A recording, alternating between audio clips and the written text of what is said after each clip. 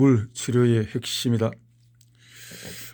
만성 탈수를 이해하게 되면 천식 알레르기, 고혈압, 당뇨, 비만, 변비, 위궤양, 편두통, 류마티스, 요통, 뇌졸중 등 모든 건강 문제의 원인과 치료가 분명해질 것이다. 변명길리지의 14번째의 내용을 읽어보도록 하겠습니다.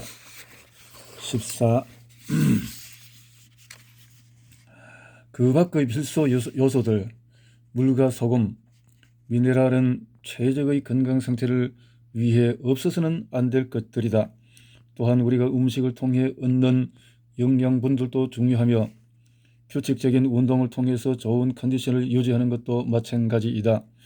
여기서는 최적의 건강과 치유에 필요한 그 밖의 필요 요소들, 단백질, 지방, 과일, 야채, 햇빛, 운동에 대해서 간단히 요약하고자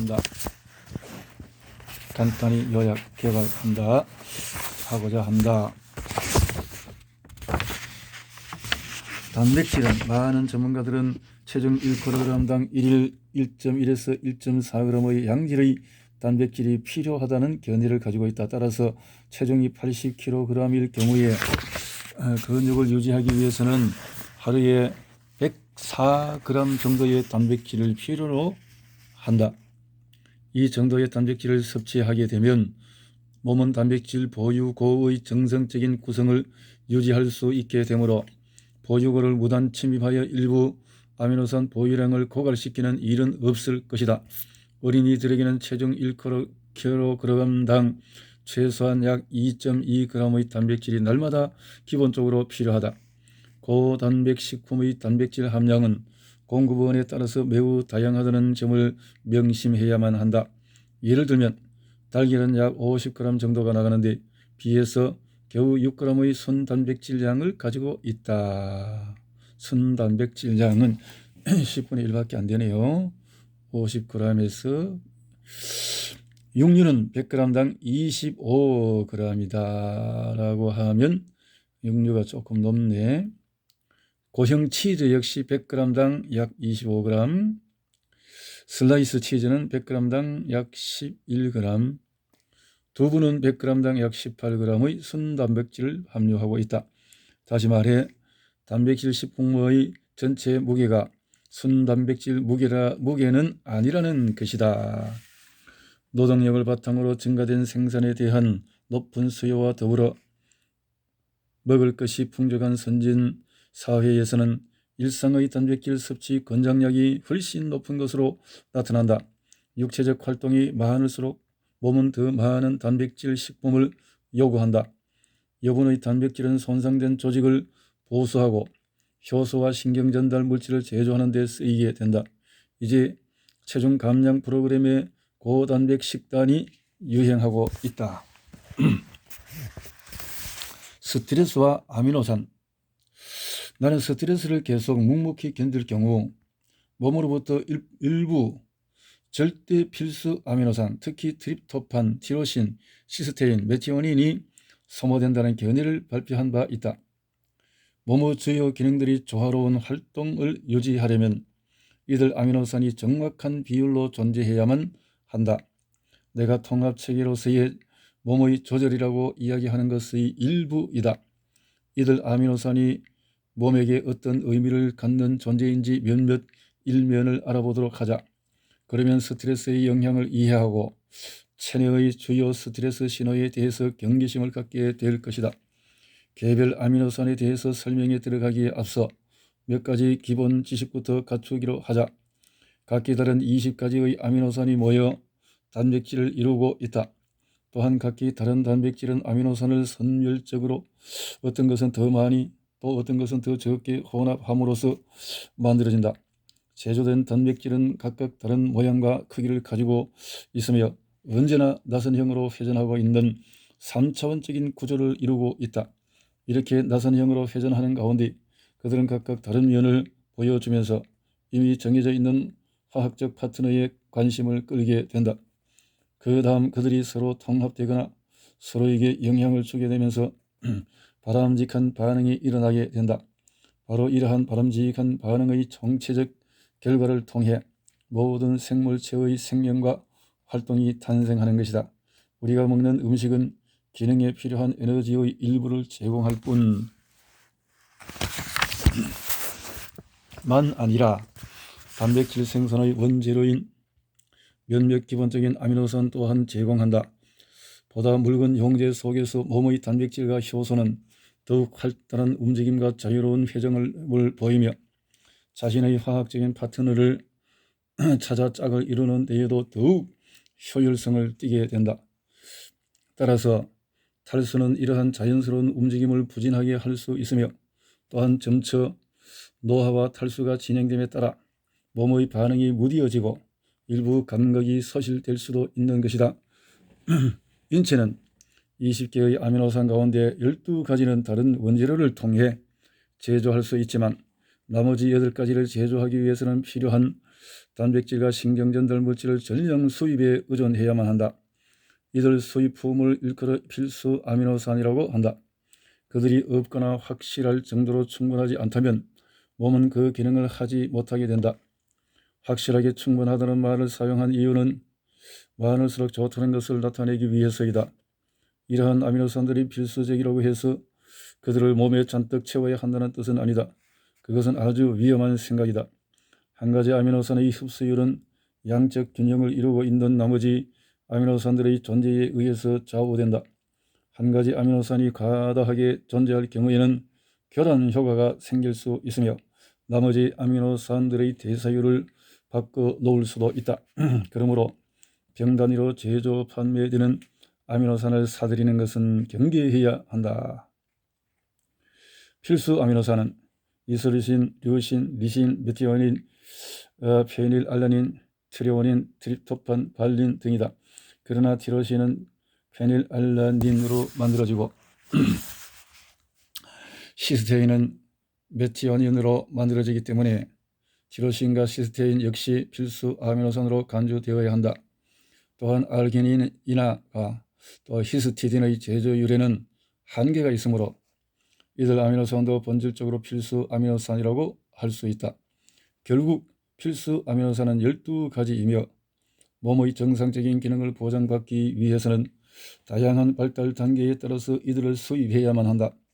이 책에서는 만성 탈수와 스트레스 속의 대사 장애에 관련된 몇몇 국면을 설명하기 위해 이 가운데 몇 가지만을 다루게 될 것이다.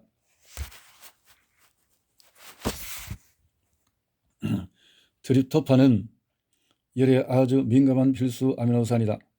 체온이 조금만 상승해도 훨씬 빠른 속도로 회전한다.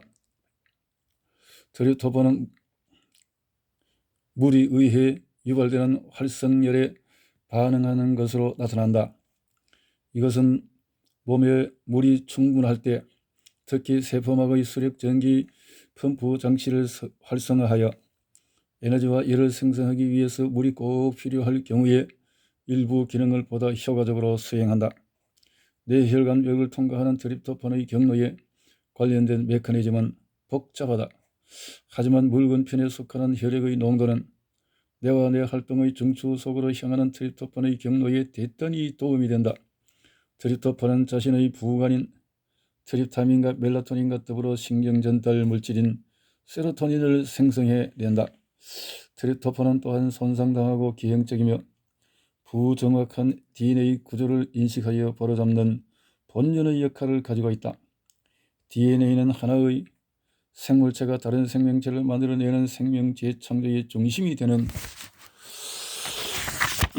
물질이다. 재창조의 비밀은 몸의 DNA 내용 속에 담겨 있다. 다음 세대가 생겨나기 위해서는 그것이 기관 내의 딸세포이든 다음 세대의 자손이든 DNA의 정확한 재현이 반드시 필요하다. 내 견해로는 트립토판의 조절 공정 내의 분열로 인해 DNA 수리 체계에 문제가 생기면서 딸세포가 새로운 잘못된 세포로 변형된 것이 바로 암세포이다. 조 웨이드 이크발 박사는 영국에 살고 있는 세계적으로 인정받는 암 연구가로서 이 사실에 대한 과학적인 해명을 연구한 바 있다. 여러 번의 면밀한 조사 끝에 그 개념이 유효하다는 것을 인정했으며 그에 관한 많은 논문을 썼다. 그 논문들은 에서 찾아볼 수 있다. 이제는 트립토판이 리신 두 단위 및 또 다른 아미노산과 더불어서 삼각팀을 형성할 뿐만 아니라 DNA 조립 라인의 품질 조정자로서 활동하는 효소를 형성한다는 사실이 인정되고 있다. 트립토판의 효소 프로젝션은 DNA 조립 중에 손상된 부분을 잘라내고 보수하는 책임을 맡고 있는 것으로 보인다.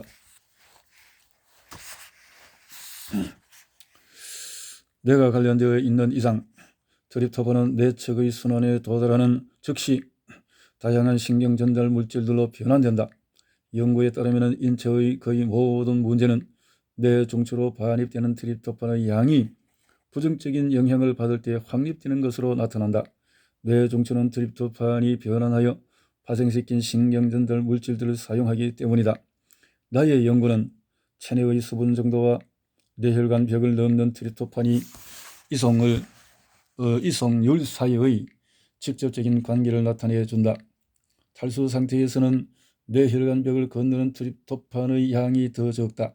뇌 속으로 들어가는 트립토판의 양적 수준이 통증 감각의 강도를 결정한다. 트립토판이 적을수록 통증 감각이 보다 강렬하게 입력된다. 반면에 뇌 속으로 들어가는 트립토판이 점점 더 많아지면서 통증 감각도 더불어 줄어들다가 결국 사라지게 된다.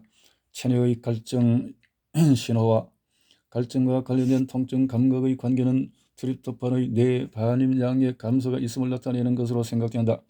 이런 식으로 탈수가 일정 수준 유효 수분을 배급하고 만성 탈수에 적응하는 역치를 넘어선 수준의 탈수에 이른 경우에 통증은 탈수 상태에서 통증이 입력되는 방법을 설명해 준다. 스트레스 탈수에서는 체내 보유고에서 더욱 많은 자유로운 형태의 트립토판이 방출된다. 간은 자유로운 트립토판에 대한 측정 시스템을 갖추고 있다. 트립토판이 일정 수준에 달하면 간이 재순환하기 시작하여 트립토판을 파괴하고는 마침내 그 부산물을 치워버린다. 아주 과격하게 필수 아미노산을 제거하는 방법이지만 그렇게 할 수밖에 없다. 몸속에 독성 폐기물을 씻어낼 물이 없을 경우 자유로운 형태의 트립토판은 대체 청소 공정에 사용되는 등 다른 용도로 사용되기 때문이다. 이런 식으로 사용될 경우에 스트레스로 시작된 트립토판의 분해는 체내의 가장 많은 필수 아미노산 보유고를 고갈시킬 수 있다. 이러한 일을 막기 위해서는 어떠한 형태의 스트레스에 대해서도 즉시 많은 물을 마시기 시작해야 하는 것이다. 스트레스를 받을 때, 스트레스 때가 가장 물이 필요할 때라는 거죠. 이 때문에 탈수로 인해서 스트레스가 야기되고 스트레스로 인해서 그토록 많은 질병이 유발되는 것이다. 또한 트립토판은 눈 속의 홍채 형성에도 관여한다. 홍채는 망막에 손상을 입힐 수도 있는 강렬한 빛과 자외선에 대해 여과 장치 역할을 한다. 트립토판이 적절한 신진대사에 미치는 또 한 가지의 중요한 영향은 근육의 움직임이다. 몸의 커다란 근육들의 대사에서는 20가지 아미노산 가운데 3가지 분점 아미노산인 발린과 류신, 이소류신을 탐하는 것이 드러난다. 커다란 근육줄들이 운동 중이거나 활동 중일 때에는 이들 3 아미노산의 에너지 함량이 다 소모된다. 그들은 또한 뇌혈관 벽을 건너는 경로를 두고 트립토판과 경쟁하면서 뇌 속으로 들어간다. 트립토판이 뇌 조직 내에 들어가기를 포기하지 않는 이상 조용하고 평화로운 상태를 기대하기는 어렵다. 운동, 최소한 하루 1시간 걷기의 중요성은 아무리 강조해도 지나치지 않다. 하루에 1시간. 근육 조직에 의해 이들 트립토판의 경쟁자들이 연소되면서 그 결과 잘 조절된 생리 기능이 몸속에 확립되기에 이르는 것이다. 인체에서 가장 중요하고도 책임감 있는 또 하나의 아미노산은 바로 티로신이다. 티로신은 아드레날린과 노르아드레날린의 제조에 쓰이는 기본 물질이다. 몸의 행동 지향적인 기능들을 조정하는 신경전달 물질이다. 티로신은 또한 도파민의 제조에도 꼭 필요한데 이 도파민은 티로이드 호르몬과 피부를 그을리게 하는 멜라닌이라는 피부 색소의 신경전달 물질이다. 또한 티로신은 인슐린 수용체를 포함하는 일부 필수 아미노 단백질의 구성에도 반드시 필요한 요소이다. 스트레스 상태에서는 티로신을 분해하는 효소가 과도하게 활성화된다. 이 효소가 계속 티로신의 제조율을 능가하여 몸속의 티로신 보유량을 유린하게 놔두게 되면 일부 필수 기능들에 심각한 영향이 미치게 된다. 몸의 탈수 및 긴장 상태에서는 티로신과 트립토판의 파괴가 과도하게 진행되는 것으로 나타난다. 양질의 단백질 공급 원. 달걀이나 우유, 콩류에는 양질의 단백질이 발견된다. 편두나 잠두, 콩 등의 콩류는 24%의 양질 단백질이다. 야채 또한 양질의 단백질, 시금치는 약 13%의 단백질을 함유하고 있으며 신선한 칠면조 고기나 닭고기, 송아지고기, 쇠고기, 돼지고기, 생선들도 마찬가지이다. 신선하다는 말을 사용하는 것은 육류에 들어있는 다양한 효소들이 단백질 내의 일부 필수 아미노산을 빨리 파괴하기 때문이다. 산소에 오래 노출되는 것 또한 육류 단백질 속의 필수 아미노산을 파괴한다.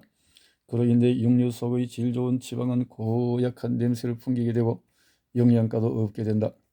균형 잡힌 단백질 식단 대신에 영양 보충제로 개별 아미노산을 섭취하는 것은 삼가는 것이 좋다. 일부의 경우에 농도에 따라서 몸의 미네랄과 비타민의 균형에 역효과를 미치게 될 수도 있기 때문이다. 몸속의 아미노산은 서로 알맞은 비율로 재현될 때 보다 효율적으로 기능할 수 있다. 그래서 한 가지 특별한 것을 먹지 말고 복합적인 것을 섭취해야 된다. 달걀은 완전 식품이다. 달걀의 평균 무게는 50g이며 에너지 값은 80칼로리다. 흰자의 무게는 약 33g이며 노른자는 17g이다. 달걀에는 6g의 최고 양질의 단백질이 들어있으며 탄수화물과 섬유소는 전혀 없다. 달걀의 단백질 성분은 일련의 균형 잡힌 아미노산으로 구성되어 있다. 달걀에는 비오틴 등의 비타민과 망간, 셀레늄, 인, 구리 등의 미네랄이 풍부하다. 또한 노른자는 천연 항산화제인 황을 풍부하게 함유하고 있는데 황은 현재 건강에 아주 중요한 요소로 인정받고 있다. 달걀의 약 10%는 지질 혹은 지방 성분이다. 달걀 노른자의 지질 구성 요소는 아주 독특하다. 레시틴과 DHA 두 가지 모두가 풍부하게 함유되어 있다. 레시틴은 신경전달 물질인 아세틸콜린의 선구 물질이다. DHA는 뇌기능을 유지하기 위한 필수 지방산으로 뇌세포막과 뇌세포 간의 접속점인 시냅토솜 동질의 신경세포에서 추출되어 신경발달을 구성하는 구조물을 끊임없이 보수하는 데 사용된다. 눈의 신경구조는 색깔을 판단하고 우수하고 예리한 시력을 유지하기 위해서 많은 DHA를 사용한다. 달걀과는 별개로 한류에 사는 물고기와 바닷말류에서 DHA를 발견할 수 있다. 달걀을 많이 먹을 경우에도 혈중 콜레스테롤 수준에 영향을 미치지 않는다는 생각이 점차적으로 확산되고 있다.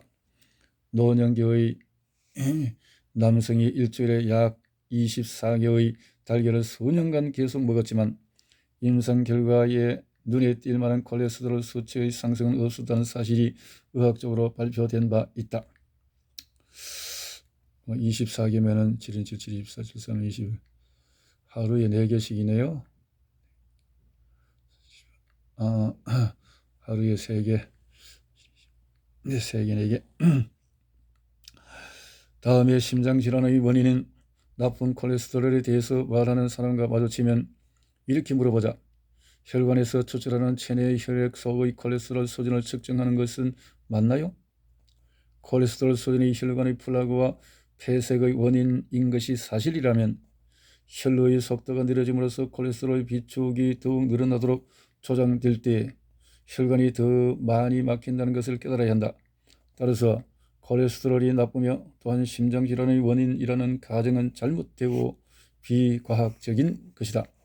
심장이나 뇌 혹은 체내 주요 동맥의 내벽까지도 콜레스테롤이 비축되는 이유를 다시 한번 설명하고자 한다.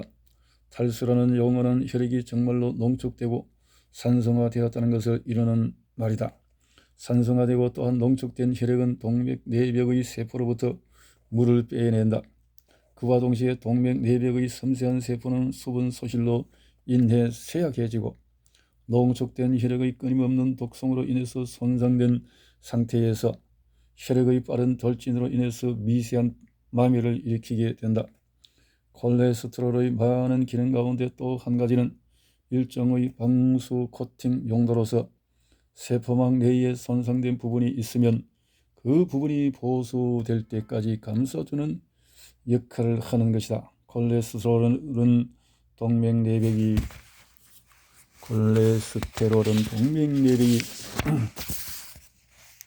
찢어지거나 벗겨지지 않도록 보호하는 일종의 방수막인 기름 거즈로 작용한다. 이러한 관점에서 콜레스테롤을 고찰하게 되면 그것이 정말 얼마나 고마운 존재인지를 깨닫게 될 것이다. 콜레스테롤의 이러한 특별한 작용은 사실상 지속적인 탈수로 인해 몸이 심하게 훼손된 사람들의 생명을 구하기 위해 설계된 것이다. 내 견해로는 혈중 콜레스테롤 수치에 관한 모든 통계와 심장질환으로 숨지는 사람들의 숫자는 콜레스테롤 수치의 상승을 야기하는 탈수라는 살인마의 세력 범위를 나타내 주는 것이다.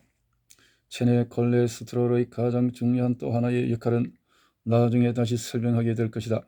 콜레스테롤에 대한 이 새로운 이해에 근거하여 나는 인체의 필수 식단에 필요한 아주 훌륭한 영양 공급원으로 일말의 망설임도 없이 달걀을 추천한다. 이 달걀을 추천한다. 달걀이 이게 말하자면 닭에는 이 항생제 같은 것이 잔류하더라도 그 달걀에는 그런 것들이 많이 걸러진다는 그런 내용도 보게 되는데 참고를 해야 되겠습니다. 우유 제품은 소화할 수 있는 사람에게 천년의 무가당 요구르트는 훌륭한 고급 단백질 공급원이다. 요구르트에는 많은 비타민과 유익한 박테리아가 함유되어 있다.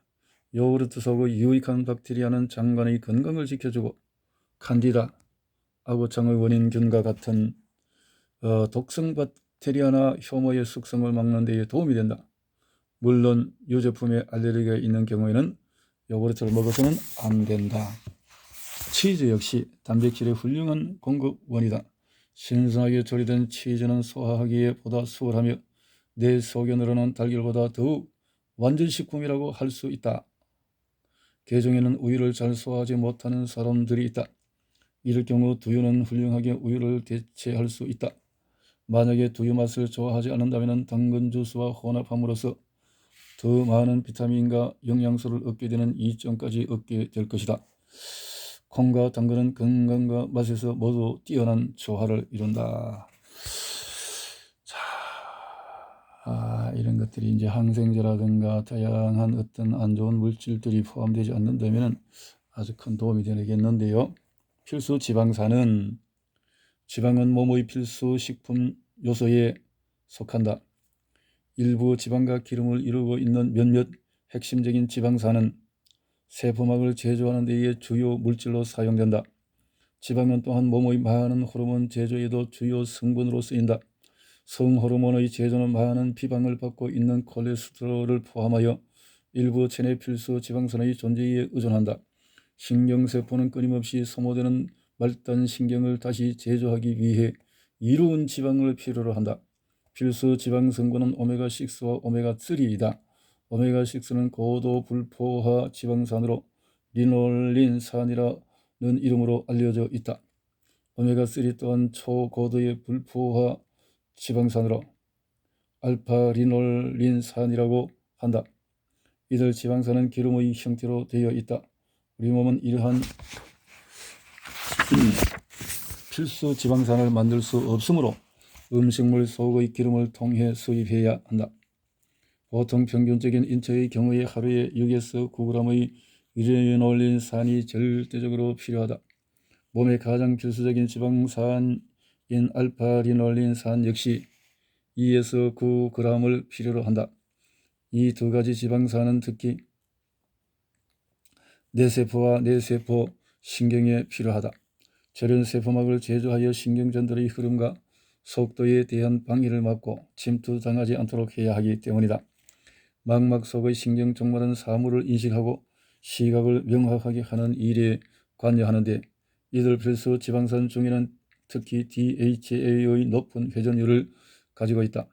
DHA는 오메가3로 만들어지며 뇌세포의 구성의 핵심적인 요소이다. 신경장애가 있는 사람들은 DHA가 부족하다는 것이 밝혀진 바 있다. 앞서 말했듯이 달걀, 한류 생선, 바닷말 등은 DHA의 훌륭한 원천이다. 또 하나의 뛰어난 공급원은 아마CEU로서 오메가3와 오메가6를 3:1이라는 이상적인 비율로 가지고 있는 이 기름은 냉장 압축하여 짙은 색의 용기에 담아서 빛을 피하도록 해야 한다. 그와 유사한 기름으로 포도씨 기름이 있다. 이들 필수 지방산이 짙은 색 캡슐에 담겨 있는 이유는 빛에 의해 파괴되기 때문이다. 또한 참기름은 고도의 바람직한 불포화 특성을 지니고 있으며 많은 고대 문화권 지역에서 정선된 식용기름으로 사용된다. 카놀라유 또한 일부 필수 지방산의 우수한 원천이다. 이러한 기름들이 고형 지방보다 더 나은 이유는 정상 체온에서 기름 상태를 그대로 유지하며 끈끈한 비계 기름으로 변하지 않기 때문이다. 필수 지방산과 그에 대한 최고의 공급원에 대한 상세한 정보는 우도 에라스무스 박사의 살리는 지방 죽이는 지방을 참고하기 바란다. 지방을 주제로 한 또 한 권의 권장할 만한 책은 마이클 A. 슈미트 박사의 영리한 지방, 또한 비타민과 미네랄에 대한 책으로 읽기 쉬우면서 많은 유용한 정보가 담긴 데니스 모티어의 비타민과 미네랄에 대한 종합 지침 이런 것을 추천한다. 버터는 지용성 비타민의 풍부한 공급원이다. 비타민 K, 비타민 A, 비타민 E, 레시틴, 폴산 등이 이에 속한다. 버터는 또한 칼슘과 인이 풍부하게 함유하고 있다. 몸은 일상의 식생활을 통해 얼마간의 지방을 필요로 한다. 무지방 식생활을 계속한다면 오래 살아남지 못한다. 몸은 저련 세포막을 만드는 데 필요한 일부 지방 성분을 제조하지 못하기 때문이다. 몸에서 요구하는 것을 주지 못하게 되면 몸은 식단 속의 탄수화물 성분으로 필요한 요소를 만들려고 할 것이다. 하지만 필수 지방산 제조 공정을 완수하지 못하게 됨으로써 몸은 미완성 제품을 저장하는 일에 착수한다. 바로 이렇게 해서 불균형한 지방을 키우게 되는 것이다. 체중을 줄이고 싶다면 반드시 얼마간의 지방을 섭취해야만 한다. 지방 1g은 우리 몸에 9칼로리의 에너지를 제공한다.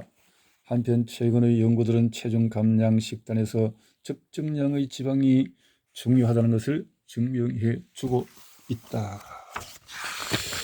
이렇게 해서 책을 거의 다 읽어가긴 하는데 여기까지 하고 다 읽어야 하면은 결론까지 하면은 다 읽을 수 있겠는데 빨리 한번 읽어볼까요? 과일, 야채 그리고 햇빛. 우리 몸은 또한 과일과 녹색 채소를 날마다 필요로 한다. 과일과 채소는 우리에게 필요한 비타민과 필수 미네랄의 이상적인 공급원이다. 녹색 채소에는 대단히 많은 베타카로틴과 심지어는 뇌에 필요한 일부 DHA 지방산까지도 함유되어 있다.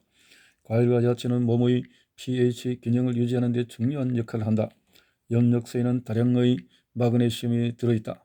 엽록소에게 있어 마그네슘은 혈액 속의 헤모글로빈에 있어서의 철분과 마찬가지이다.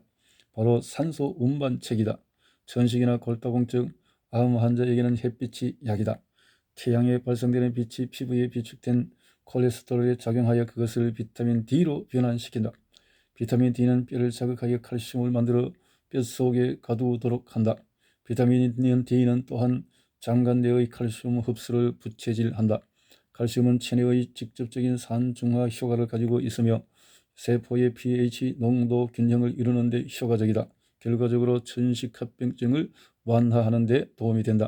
날마다 충분한 양의 물을 마시고 필요한 만큼의 소금을 섭취하면서 운동을 충분히 한다. 햇빛을 쬐면서 그렇게 몸은 에너지를 얻기 위해서 스스로 단백질과 탄수화물뿐만 아니라 필요한 지방의 섭취를 조정하기 시작할 것이다. 그에 따라서 단백질에 대한 필요가 늘어날 것이다. 탄수화물에 대한 필요는 줄어들 것이며 지방연소 효소는 평소 섭취되는 지방보다 더 많은 지방을 소모할 것이다. 한번 비축된 콜레스테롤은 대사될 수 없다는 믿음과는 전혀 달리 콜레스테롤 역시 깨끗이 없어질 것이다. 동맥 내에 비축된 콜레스테롤을 없애는 데에는 우리가 바라는 것보다도 많은 시간이 걸릴 것이다. 하지만 우리 몸은 콜레스테롤 플라크를 없애기 위한 온갖 화학적인 비법을 다 갖추고 있다. 콜레스테롤과 골다공증, 콜레스테롤이 몸의 생리 기능에 있어서 핵심 요소라는 것을 잊어서는 안 된다. 무엇 때문에 몸이 평소에 더 많은 콜레스테롤을 만들어내는지 그 이유를 알아내야 한다. 다음은 이에 대해 내가 찾아낸 여러 가지 이유 가운데 하나이다. 몸속에 물이 부족하게 되면 수력 에너지를 많이 생성할 수 없으며 따라서 그에 의존하는 모든 기능들이 제대로 에너지를 공급받지 못한다. 마치 강에 물이 부족하여 전력을 생산하는 댐에 물이 충분히 공급되지 않는 것과 마찬가지다. 얼마 후면은 댐에는 발전기를 작동시킬 만한 물이 남지 않게 될 것이다. 실제로 수력 전기에서 생산되는 값싼 에너지가 부족할 경우에는 값싼 물이 없어서 전기를 못 만든다. 오염 연료인 기름이나 석탄을 연소하여 발전기를 돌리기 시작한다. 우리 몸에서는 뼛속이나 세포 내의 칼슘 비축량이 에너지의 대체 공급원이 된다. 서로 융합된 두 개의 칼슘 분자 속에 갇힌 에너지가 대신 쓰이게 되는 것이다. 두 개의 칼슘 분자가 함께 접합되면서 ATP 에너지 한 단위도 또한 갇히게 된다. 몸속의 세포는 접합된 칼슘 원자를 각기 다른 창고에 가지고 있다. 그 창고가 부서지게 되고 그 속의 에너지가 쓰이는 것이다. 이러한 공정에 따라 마침내 엉성해진 칼슘 분자가 너무 많아지는 결과가 생길 수 있다.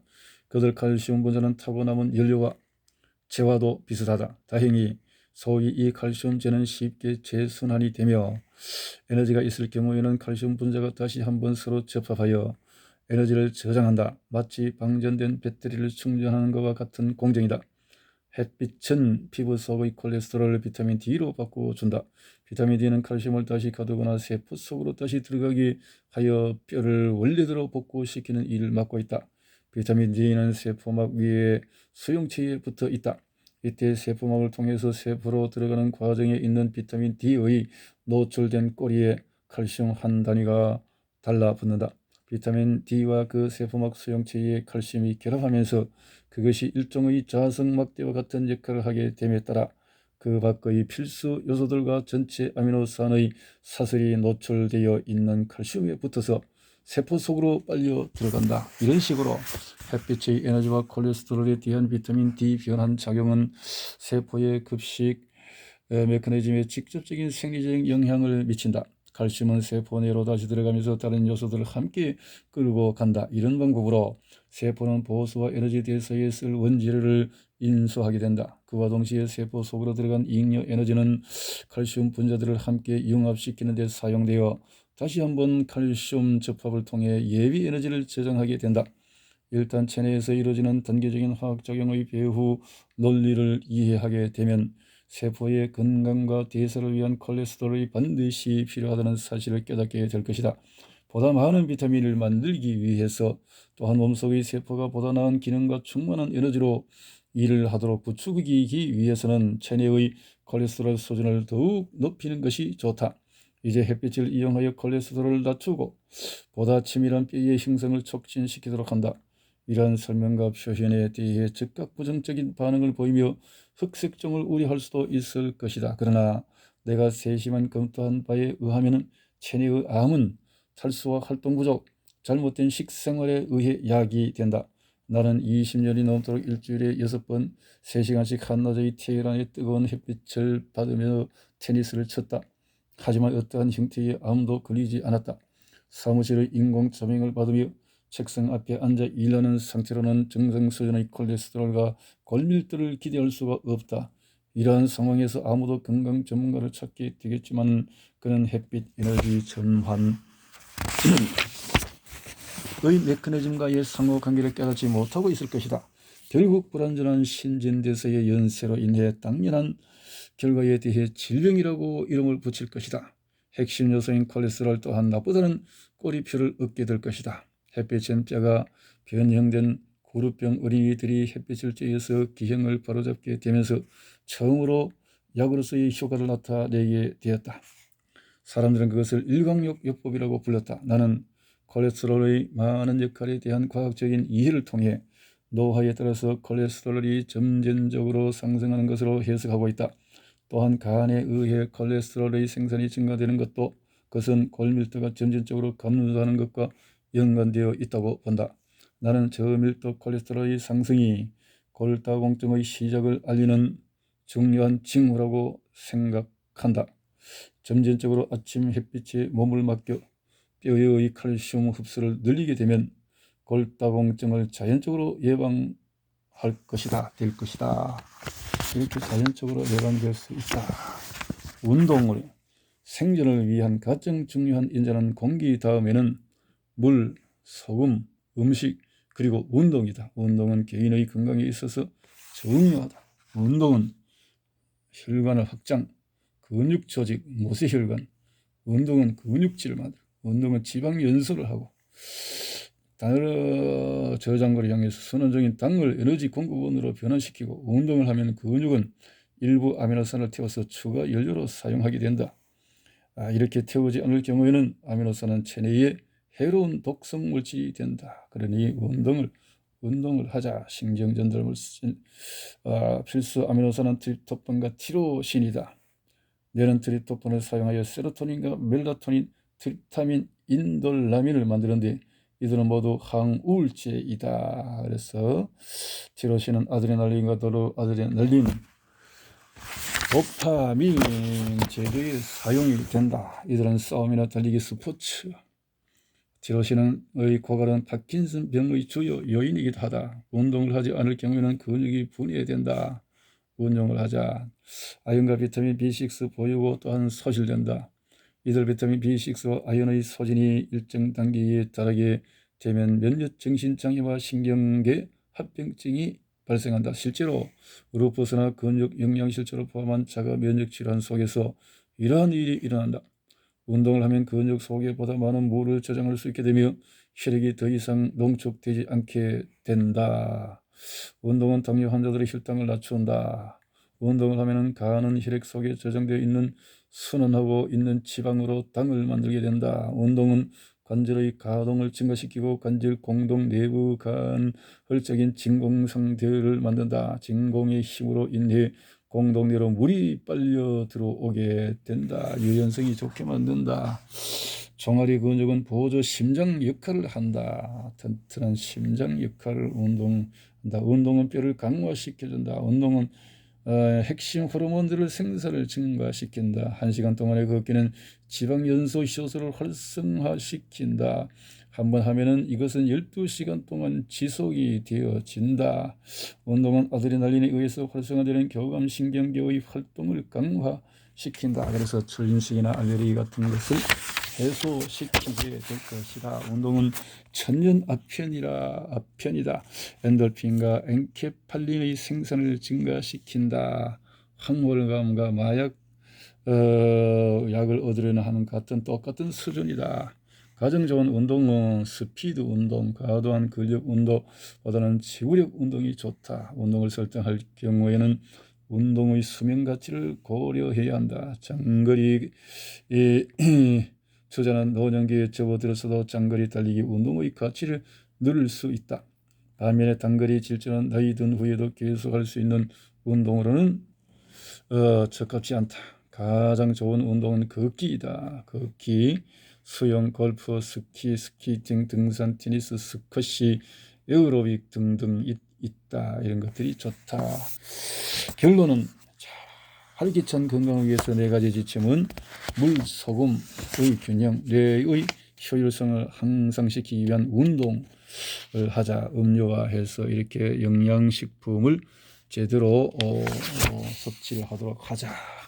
이렇게 결론이 내어졌네요. 책을 참 많은 참고 내용과 멜리겔즈 박사는 기존 정통 효점을 지적을 해서 이렇게 귀한 책을 쓰게 되어졌습니다. 아픈 것이 아니라 단지 물이 부족할 뿐이다 라고